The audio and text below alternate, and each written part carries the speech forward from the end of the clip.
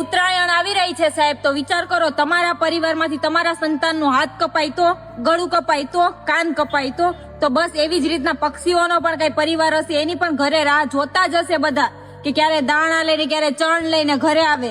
તો એનો તો કઈક વિચાર કરો યાર.